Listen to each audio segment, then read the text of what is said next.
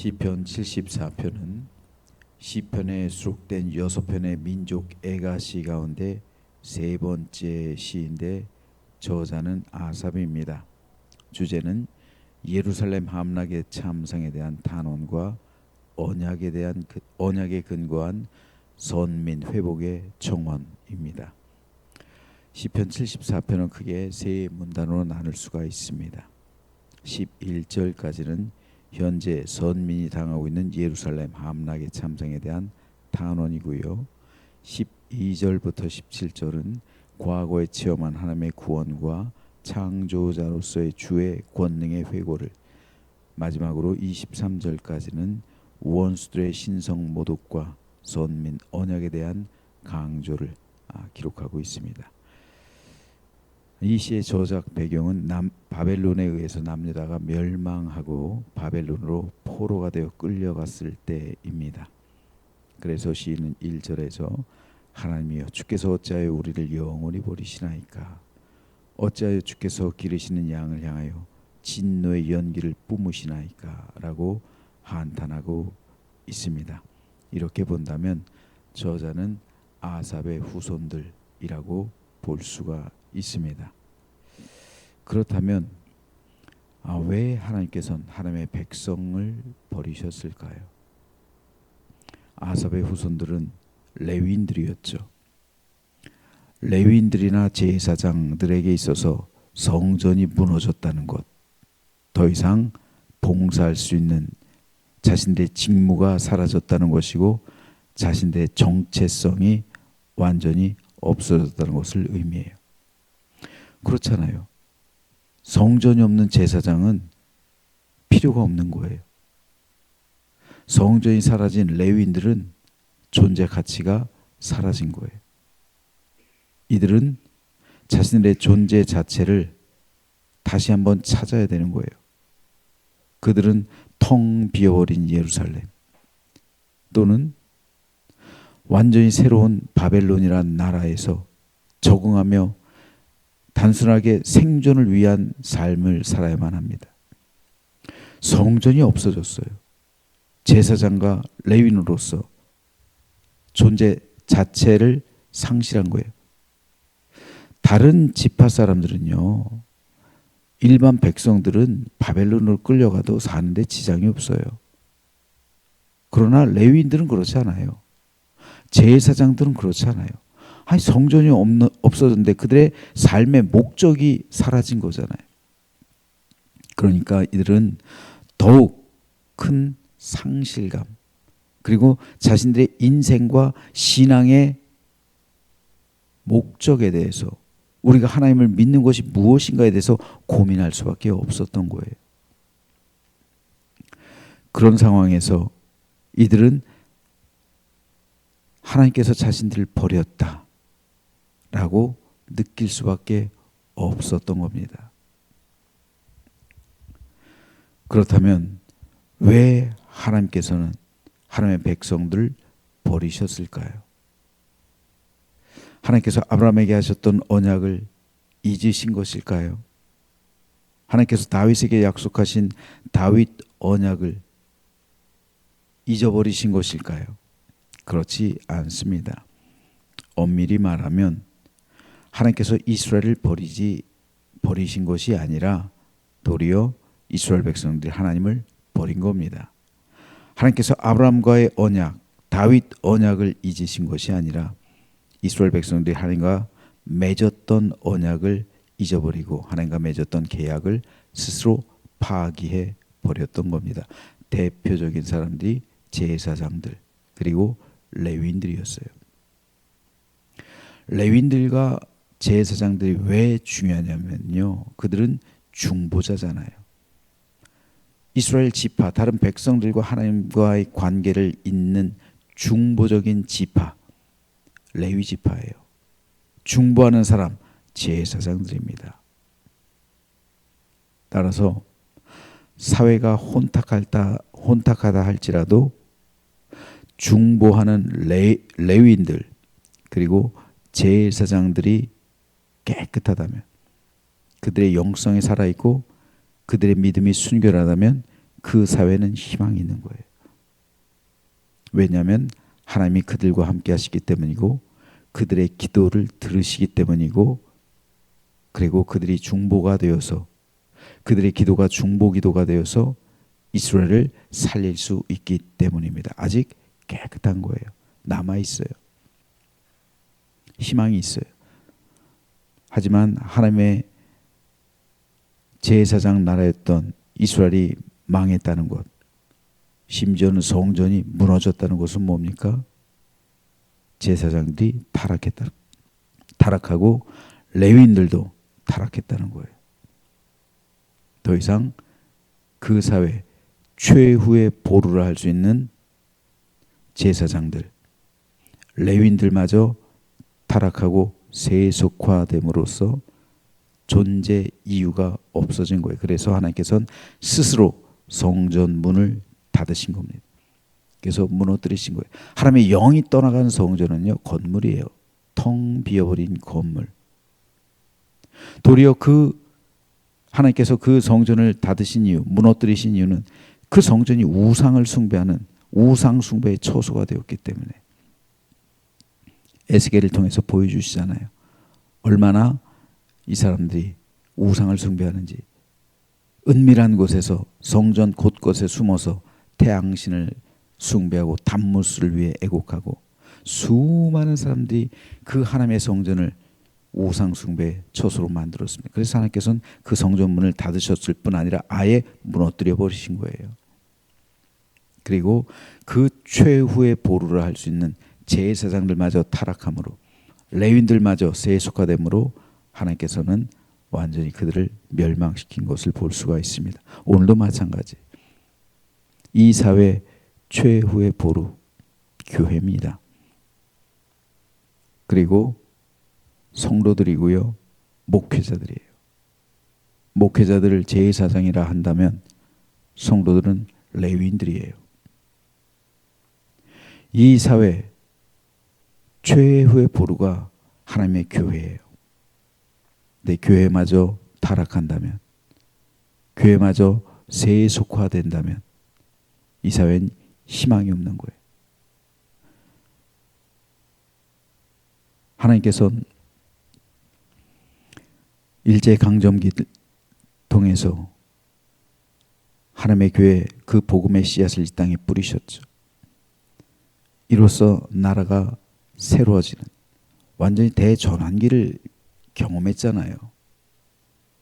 일제강점기를 통해서 조선시대가 종말을 구했잖아요.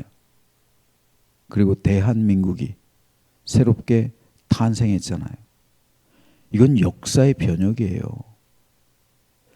성령 대부흥운동이 1907년부터 일어났잖아요. 그 과정 가운데 조선시대가 막을 내리고 완전히 자유세계가, 백성들의 세계가, 민주세계가 새롭게 싹이 난 거잖아요. 성령의 임재하심과 동시에 교회가 확장된과 동시에 이 새로운 나라가 시작된 거예요. 그런데 이 은혜의 시대가 신사참배로 인해서 어떻게 돼요? 막을 내리잖아요. 배교하잖아요. 배도하잖아요. 이런 상황에서 어떻게 하나님께서 한국 교회에 임하실 수가 있겠어요? 그러니까 하나님께서는 유교를 통해서 징계하시는 거죠. 우리나라가 마치 이스라엘과 굉장히 닮아 있어요. 하나님의 교회가 타락하게 되면은 하나님께서는 이 사회를 치십니다. 최후의 보루가 무너졌기 때문에 그런 거예요. 오늘도 마찬가지예요. 하나님의 교회의 사명은요, 첫째도 거룩이고 둘째도 거룩이고 셋째도 거룩이에요. 목회자와 성도의 사명, 제사장과 레위인의 사명입니다.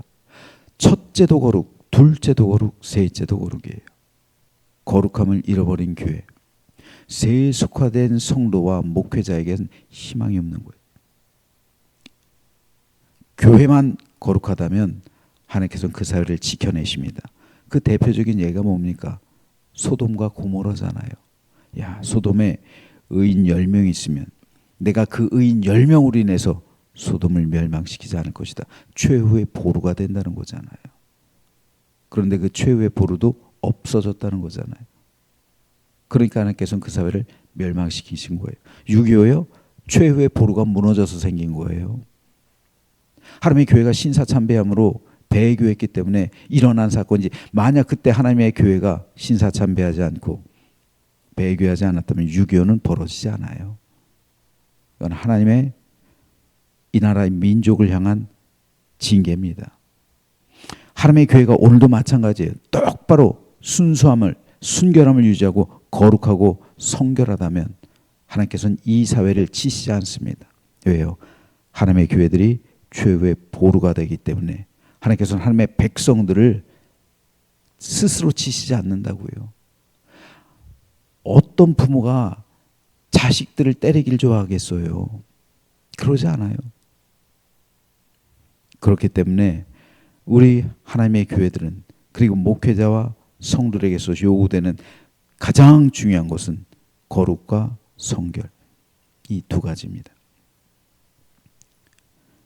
왜냐하면 죄가 하나님과 선민 이스라엘 사이를 벌려 놓았기 때문에 그렇습니다. 죄라는 존재는 처음엔 작게 시작돼요. 하지만 누룩과 같아서 시간의 흐름에 따라 점점 부풀어 갑니다. 결국 그 사람을 삼켜버려요. 마귀가 우리 마음에 죄의 씨앗을 뿌려놓을 수는 있어요. 이건 우리가 막을 수 없어요. 하지만 죄의 싹이 자라나는 것은, 내 심령 가운데 자라나는 것은 내 책임입니다.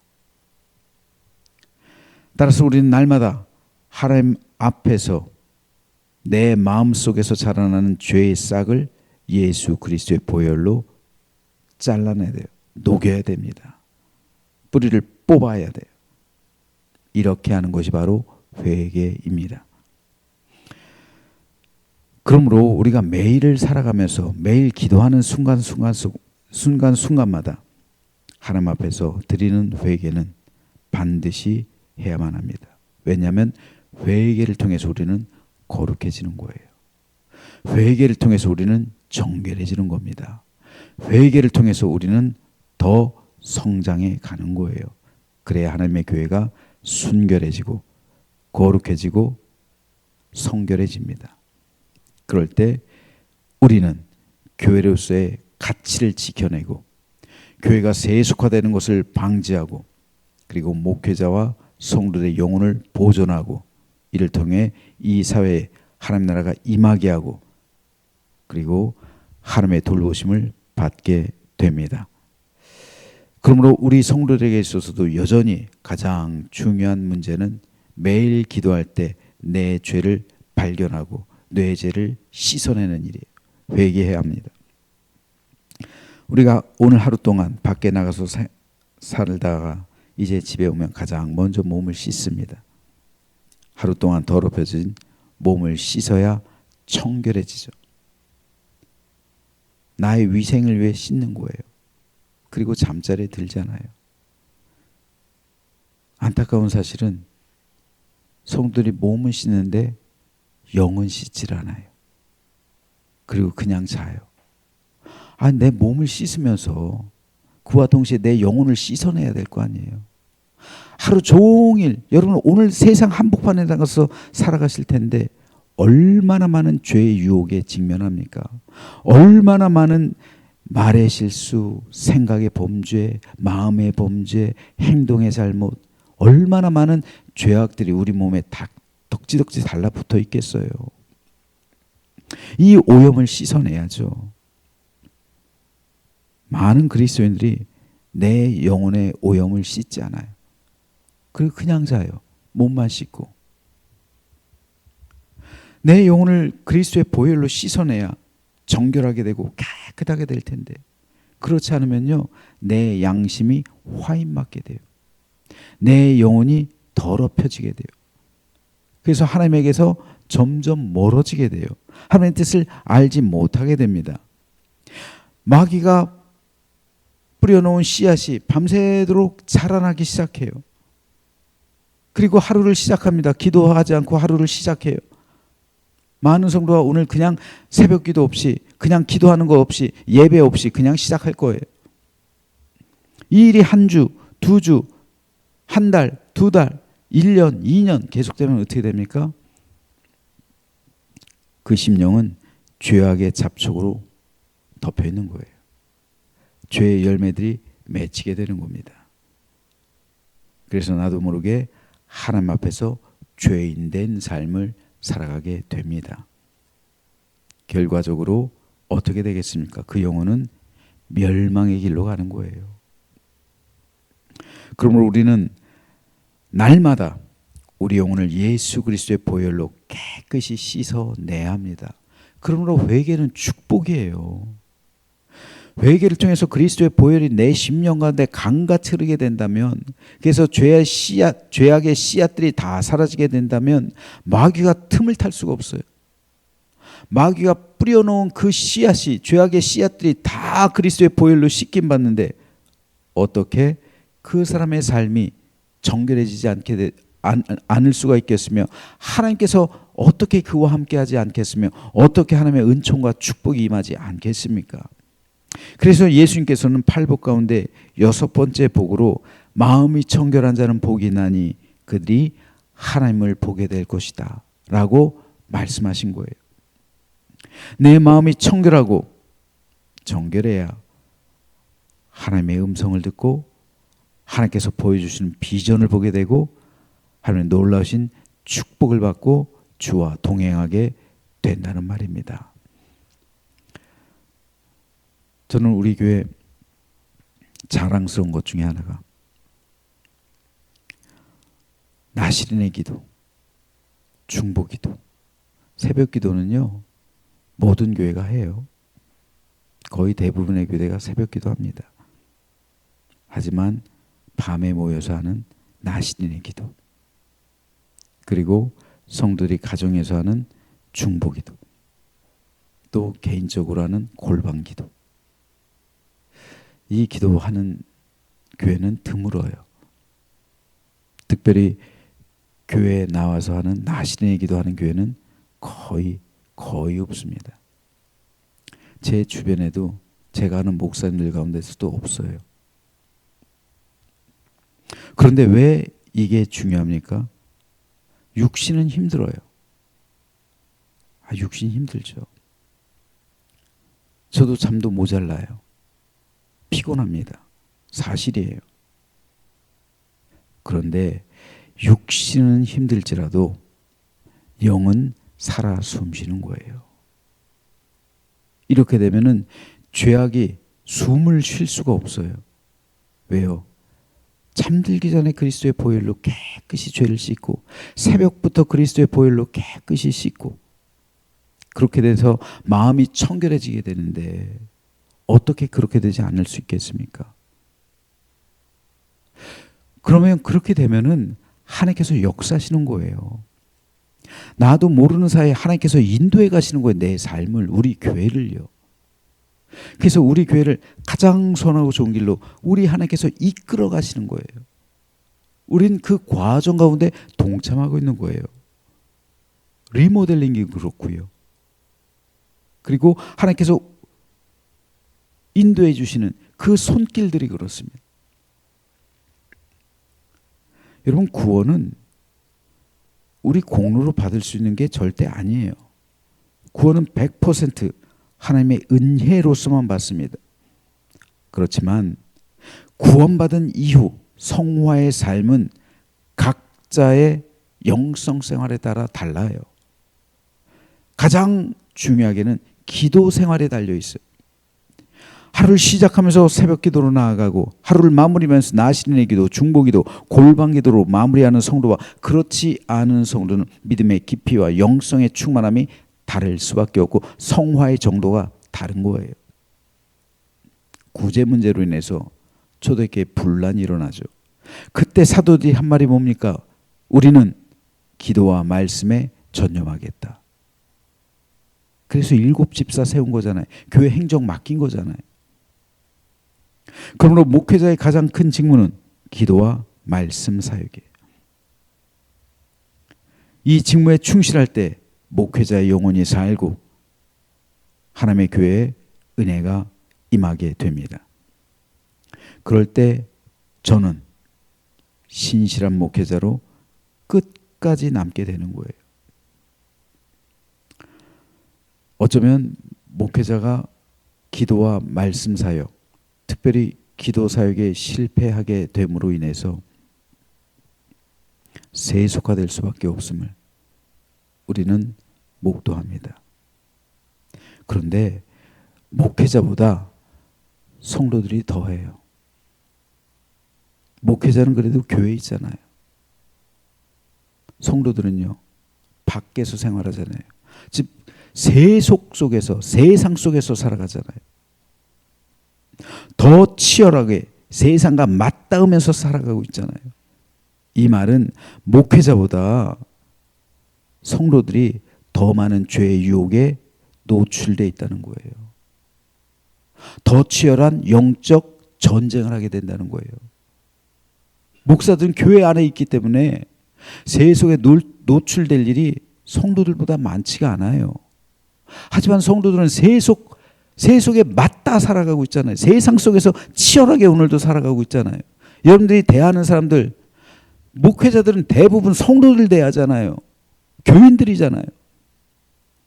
근데 성도들은 죄인들을 대하면서 살잖아요. 악인들을 대하면서 살잖아요. 안 믿는 사람들과 맞닿아 살잖아요. 얼마나 치열합니까? 얼마나 죄의 유혹에 노출되어 있습니까?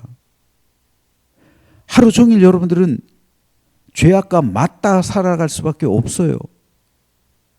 그러니 오히려 더 목회자보다 더 기도에 힘써야 되는 거예요. 그렇잖아요. 그런데 이 죄악을 씻지 않고 잠자리에 들고, 이 죄악을 씻지 않고 하루를 시작하고, 이 죄악과 직면해서 세속과 맞닿아 있으면서도 온갖 더럽혀진 몸으로, 더럽혀진 영으로 우리가 회개하지 않는, 기도하지 않는 삶을 살아가게 된다면 그것은 결국 내 영혼을 망하게 하는 거예요. 선지자 사무엘은 기도하기를 쉬는 죄를 범하지 않겠다 다짐합니다. 기도하는 것, 쉬는 것 자체가 죄가 아니라 기도하기를 쉼으로써 하나님의 능력을 받지 못해서 이스라엘이 멸망하게 된다면 이게 죄가 된다는 거예요. 왜요? 기도가 하나님의 능력을 이끌어내는 도구가 되기 때문에 기도하기를 쉬는 것은 죄가 된다는 말입니다. 오늘 본문에서 저자가 탄식한 것도 마찬가지예요. 이스라엘 민족이 하나님께 기도하기를 쉼으로써 나라와 민족이 멸망했기 때문에 그래요.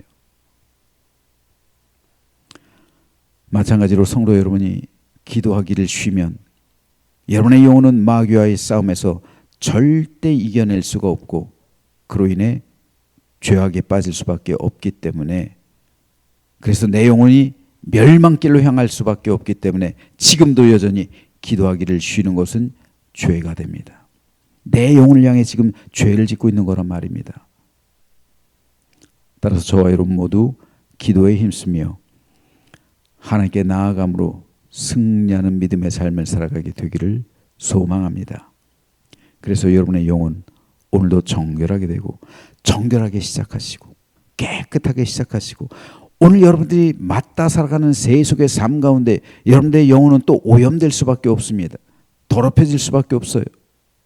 하지만 우리 육체를 씻음으로 우리 육체가 깨끗하게 되는 것처럼 오늘 밤에도 여러분의 모든 영혼을 씻어내며 그리스도의 보혈로 씻어내므로 성결해야 되고 거룩하게 되어서 승리하는, 그래서 마음이 청결한 사람은 복이 있나니 그들이 하나님을 보게 될 것이다 라는 주님의 약속과 같이 하나님의 음성 듣고 하나님의 뜻을 깨닫고 하나님의 인도하심을 받고 성령의 능력과 역사를 경험함으로 그리스도의 십자가로 승리하는 믿음의 삶을 살아가시길 주님의 이름으로 축원합니다.